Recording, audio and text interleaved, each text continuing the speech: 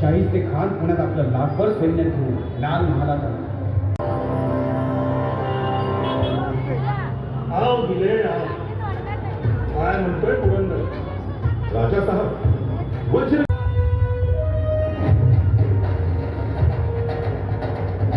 सामोरे जाणारे मराठे आहोत.